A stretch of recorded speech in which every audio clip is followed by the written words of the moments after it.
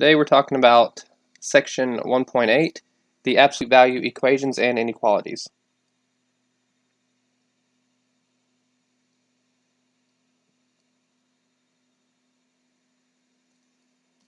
Okay. So in recording these lectures, I'm able to also, because I go over a lot of stuff in a lot of my classes a couple times. So while you're getting the absolute value lecture today, my pre-cal course had the absolute value lecture last week maybe. And so if you need extra help, then you can go to my pre-cal playlist. And actually, I'll just go ahead and link it in the description. I'm a YouTuber. Anyways, I'll link it in the description. What lectures cover absolute value. That way you can have more than one video to watch if you want to watch it. Okay. But anyways, let's see. In section R1 review, we see that the absolute value of a number A, we know the absolute value is written as the A in between two vertical bars. It represents the distance from a number to 0 on the number line. And we know that the absolute value is always a positive number, right? You don't travel a negative distance. Kroger is not negative 3 miles from me. To solve for x, we must find all values of x that are 5 units away from 0 on the number line. The two numbers that are 5 units away from 0 on the number line are -5 and 5. That makes sense, right? Here's 0. If we go 5 units to the right, we have a positive 5. 5 units to the left, you have a -5. And the absolute value of both those numbers are indeed 5. So let's snip this. Probably don't need an introduction to 1.8, but we'll put that in there. That's fine.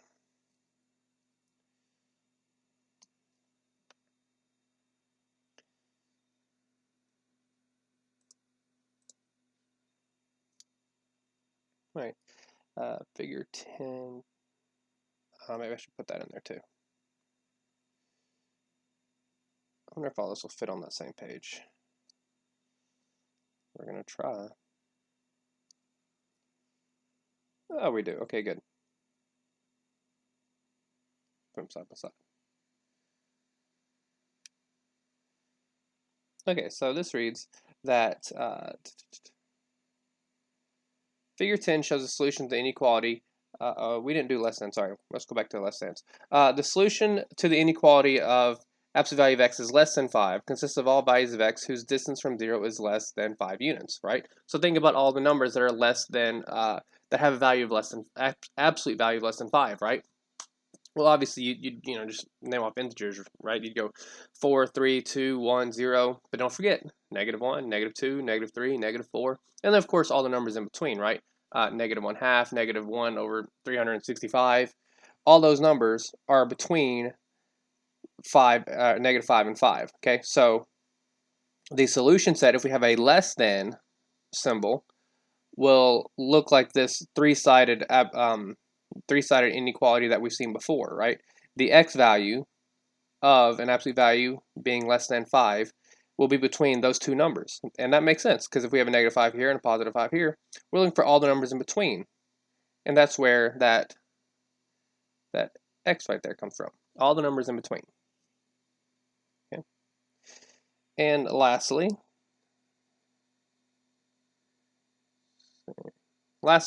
we have a greater than, so absolute value is greater than 5. Absolute value of x greater than 5. Okay, so again, let's think about all the numbers whose absolute value is greater than 5. Okay, well, again, you'd probably just go with integers. 6, 7, 8, 9, 10, you know, all the way to infinity, right?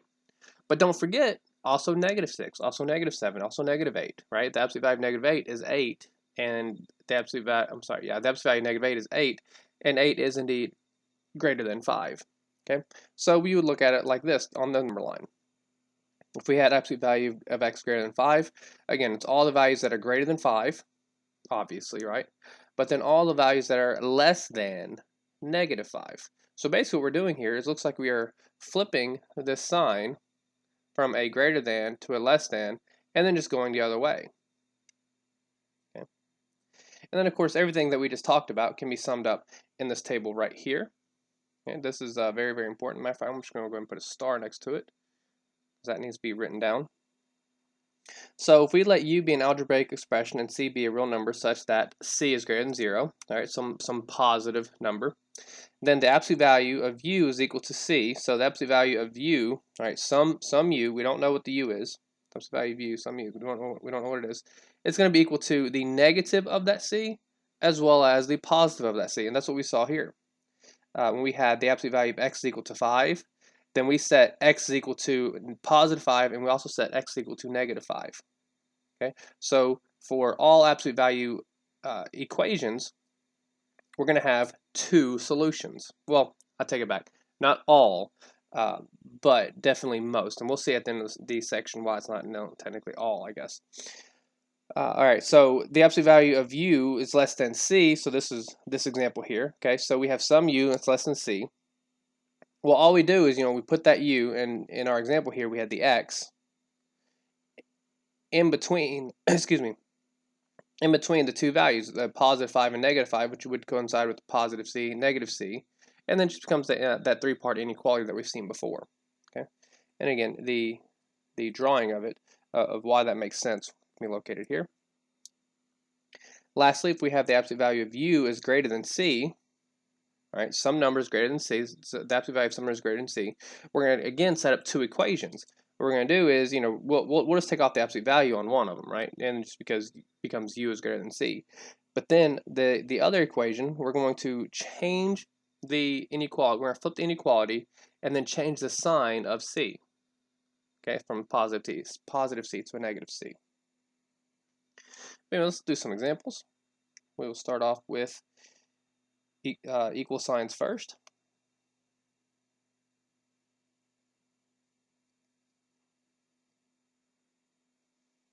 So example 1, we're going to solve the absolute value of 1 minus 3x is equal to 4. So before I begin, let's just look at this intuitively, right? It's 1 minus 3x is equal to 4. Okay, so if we think about this intuitively,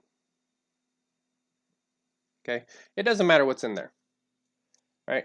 We know that what is inside this absolute value brackets at the end of the day must be equal to only two numbers. It can only be two numbers. It can only be a 4 and it can only be a negative 4. Okay, those are the only two numbers that have an absolute value of 4. Okay, so therefore what we're going to do is we're going to set up two equations. We're going to set up one equation as 1 minus 3x is equal to a positive 4. That was the easy one, right? Just basically get rid of the absolute value symbol.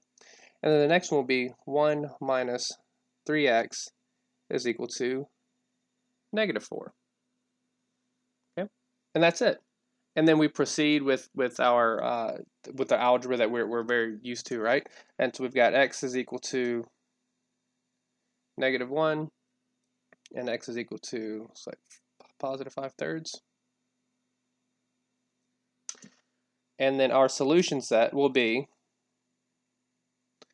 negative 1 and positive 5/3. And that's it.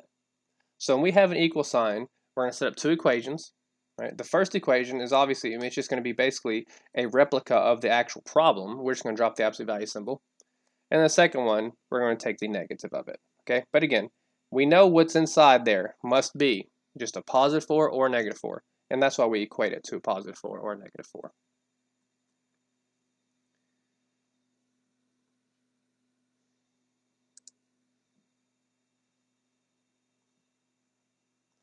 All right, so hoping I'd get a bunch of them at once. That's good. I don't know if I can fit them all on one page. Okay, we'll start with A. So in order to begin this process, we must isolate the absolute value symbol. Okay, so the first thing I'm going to do for A, and I'm just going to do this kind of in our heads. Okay, so for A, looking at A, we're going to go ahead and subtract 5 from both sides. So we'll have a negative 14 on the right. Okay, and then we're going to go ahead and divide by negative 2, so that negative 14 turns into a 7.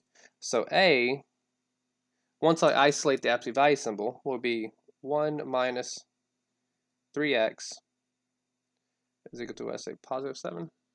Yeah. Okay. And then from there, we set up the two equations like we did before. Maybe I can, yeah, that's what we'll do. We'll just set up two equations, and again, I mean, these aren't hard equations to solve, so I think we'll be okay. So we have this one equation and this as a second equation, and then we set it up from there. And actually, let's change the color of it, because that just looks like I'm doing the computation from A. So we're going to make it 1 minus 3x is equal to a positive 7, and 1 minus 3x is equal to a negative 7, and you can solve from there. Okay. So B, well, B looks like it's already set up for us, isn't it, right? Because we have the absolute value symbol already isolated.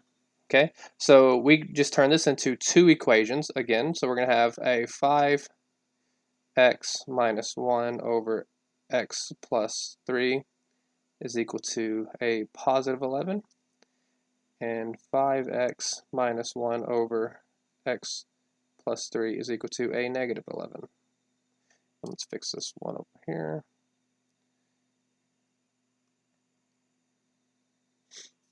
And again, solve from there, right? Obviously multiply both sides by x plus 3 and move on from there. C is more of the same. Okay. We would set this up as two inequalities again. First inequality would be equation, not inequality. X squared minus x minus 8 equal to a positive 4. And then x squared minus x minus 8 is equal to a negative 4. And then solve both those.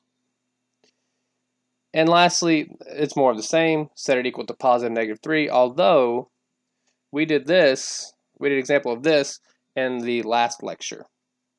If you recall, it might have been the last lecture, or maybe the lecture before last, but it was just basically you have to square both sides. And I told you, whenever you have to square both sides, you need to check your solutions, right? So not only do you have to do the algebra of this correctly, you're going to have to check your solutions. So 2x plus 9 minus x.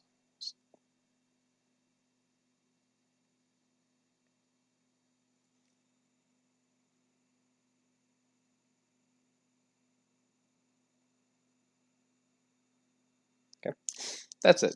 All I did was just set up the equations to get my two solutions. Obviously, I didn't follow through and do all the algebra, mainly because at this point, we should be pretty good at doing this kind of algebra manipulation. And secondly, I didn't have room. And I didn't feel like spilling it onto a second sheet for something I think is pretty simple.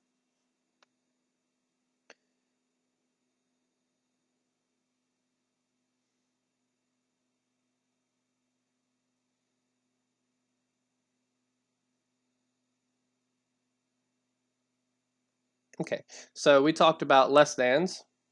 So I guess we'll just go ahead and copy all this again.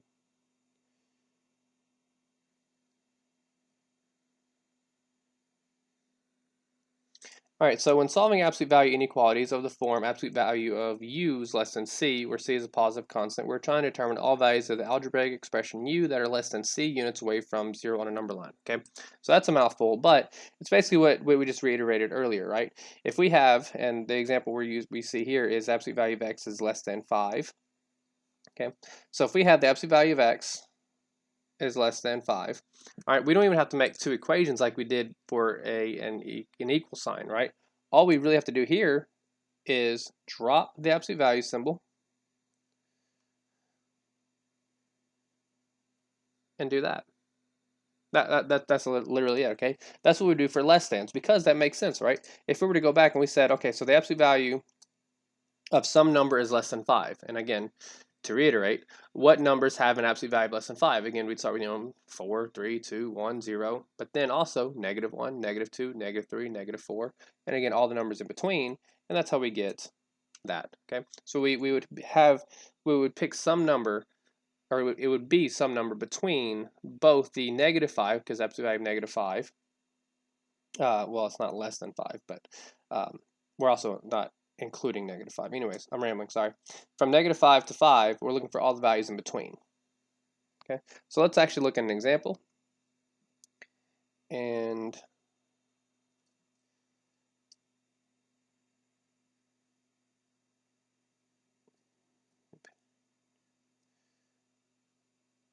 so how do we go about doing this?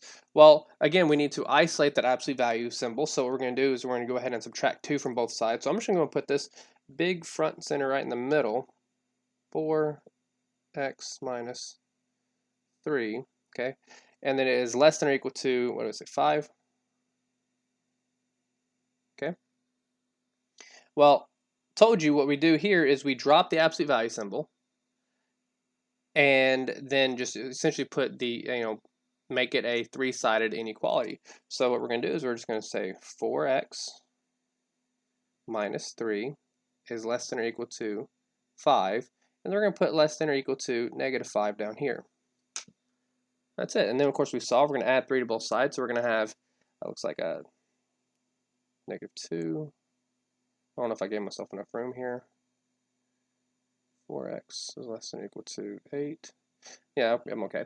And then divide all 3 sides by a positive 4. So I've got a negative 1/2 is less than or equal to x, which is less than or equal to 2.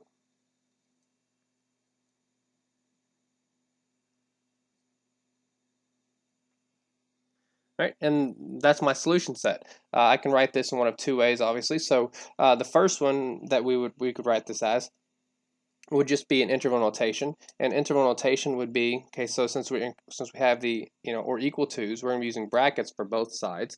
So we could say from negative 1/2 to positive 2, and we include both of them, or our set builder notation, which we can say is x such that and we just basically repeat my inequality here.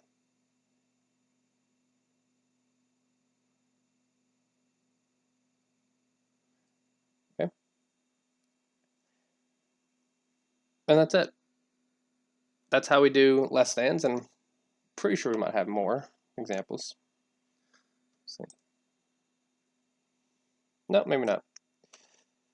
All right, so now we get to the greater thans. Now the greater thans are, so if the other 2 were super simple, this one is just simple, okay? Not super simple, but once you get used to it, I think you'll be just fine, okay? So let's again reiterate what we said from the beginning of the lecture. So when we solve an absolute value inequality of the form absolute value of u is greater than c, okay? So let's get away from those letters and let's go down here to numbers, okay? So we're going to have the absolute value of x is greater than 5. So if I were to say, give me, and let's not even use x, let's use a question mark, right? Give me all the numbers whose absolute value is greater than 5. Again, you'll probably just go 6, 7, 8, 9, 10, but also don't forget negative 6, negative 7, negative 8, negative 9, negative 10, so on and so forth, right? So similar to the equalities, the equal signs, we're going to be making 2 equations, okay? In this particular case, we're going to be making, so if we have the absolute value is of x greater than 5, we know that all the values that are greater than 5 are included, but we also know that all the values that are less than negative 5 are included, okay? So similar to the equal sign, we're going to be making 2 equations and solving from there. Or in this case, inequalities. 2 inequalities and solving from there.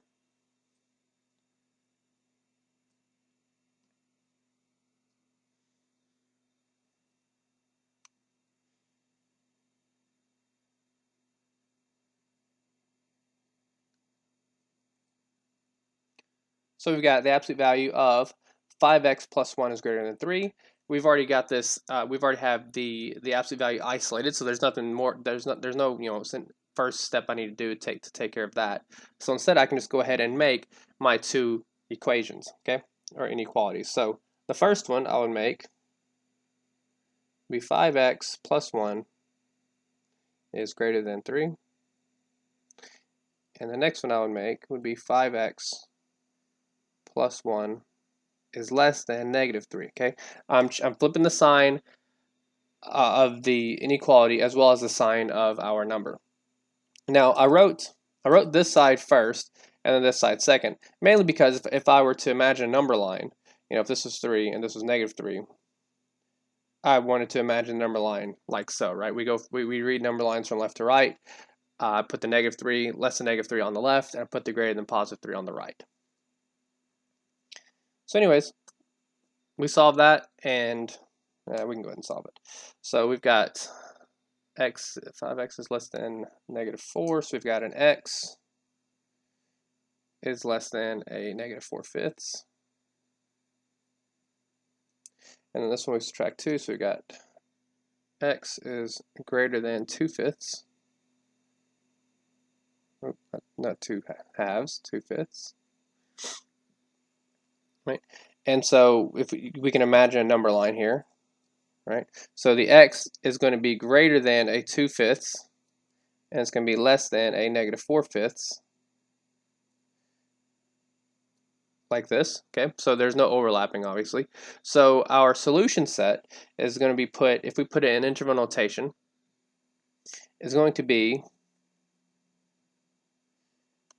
from negative infinity. Again, think about the number line. We're going from negative infinity all the way to negative 4/5. So we're going to say negative infinity to negative 4/5. Okay, but we're also including all the values that are greater than 2/5, so 2/5 to infinity. Okay, and therefore we would put a union there, and that would be our solution set. Okay.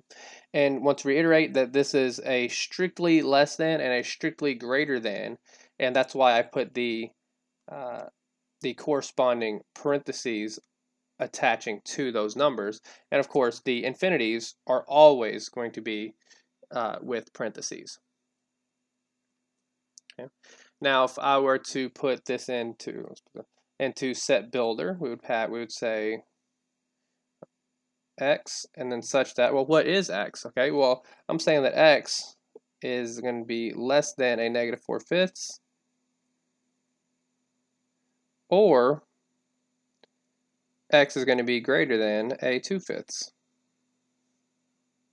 Okay, I don't know if I told you guys before, but I prefer set builder. It just seems more precise, especially when you get to equations when you have just unions just everywhere, right? To me, it's more precise and it just looks prettier. But those are the two ways we'd go about that.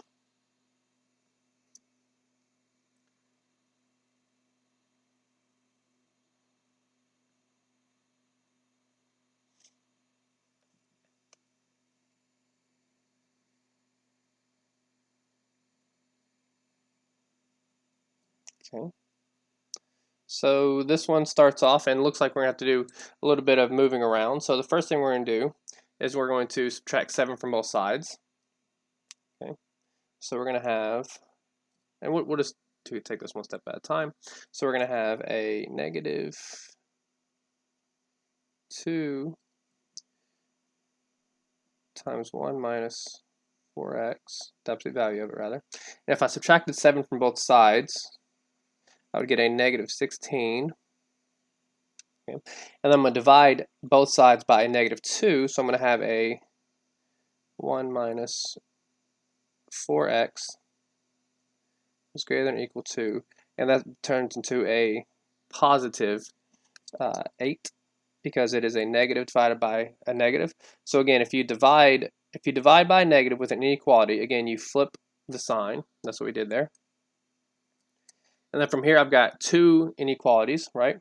The first one would be, and I'm gonna write this over here on this side. 1 minus 4x is greater than or equal to 8, and let's put that in yellow actually.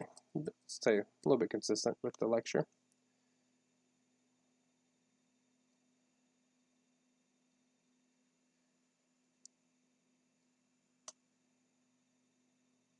And then we've got a 1 minus 4x is less than or equal to 8.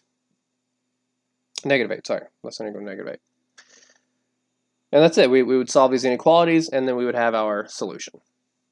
Okay. So this is pretty easy. It's I don't feel like it's anything new. It's just we're including inequalities here, and I guess that's the new part. Now, usually in my classroom, I have what's called an exit problem.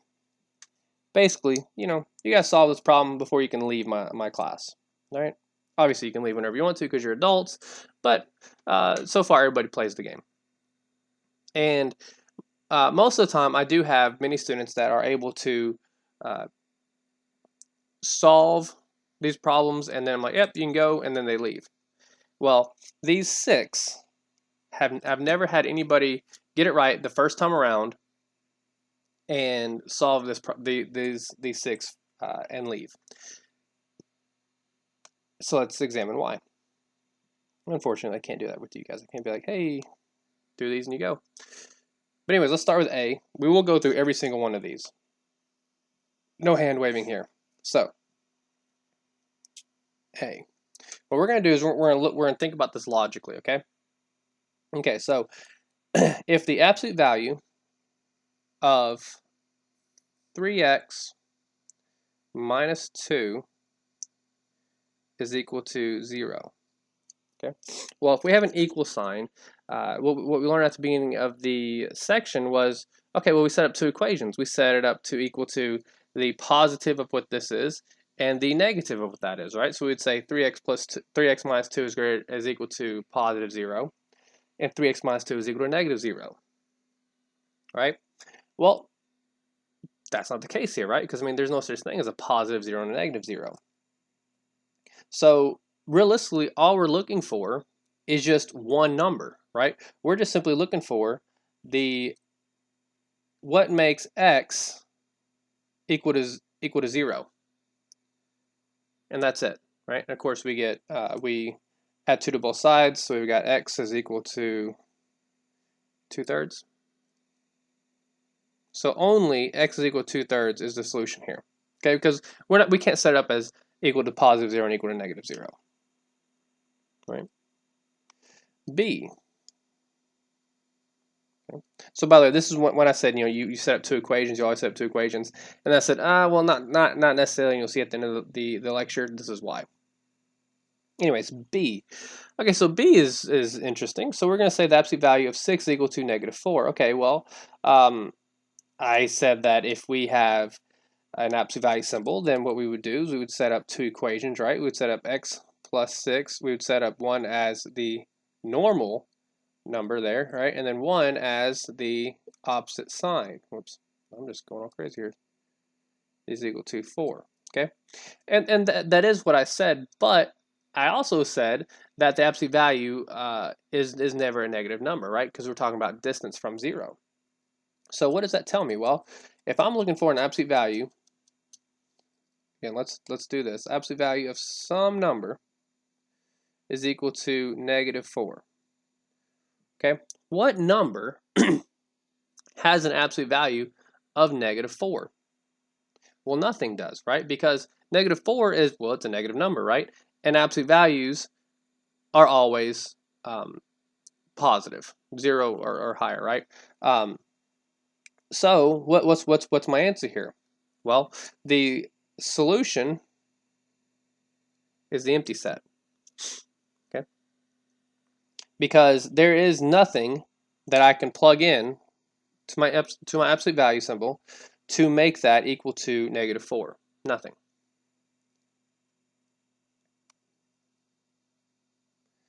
C, we've got the absolute value of 7x plus 5 is less than or equal to 0. Okay, so this kind of piggybacks off of B. I'm saying that, in B I said that the absolute value of anything is never a negative number. Well, C is saying it is the absolute value of 7x plus 5. Again, we can just simply just say, some number. Just think about some number. Okay, what is the absolute value of some number that is less than or equal to 0? Well, first of all, we know that we cannot have an absolute value of strictly less than 0, can we? No, that doesn't make sense. We cannot have a negative distance. Okay, so instead what we're going to have to do is say, okay, so 7x, the absolute value of 7x plus 5, if we have a less than 0. Okay, we're not going to be setting this up again, going back to A, we're not going to be saying negative 0 is less than or equal to, 7x plus 5, which is less than or equal to positive 0, right? That doesn't make sense. Instead, this solution can only be one value, that is less than or equal to 0. Well, first of all, we cannot be less than 0, but we can be 0. We're allowed to be 0, okay? So therefore, we would say 7x plus 5 is equal to 0. We're allowed to be 0, but we're not allowed to be less than 0. Okay? And of course, if we solve from here, we get x is equal to negative 5/7. Okay? That's the only number that if I substitute in here would make this inequality a true statement. Okay? Again, we cannot have a negative, but we can have it equal to 0. So let's snip this example and go back to D, E, and F.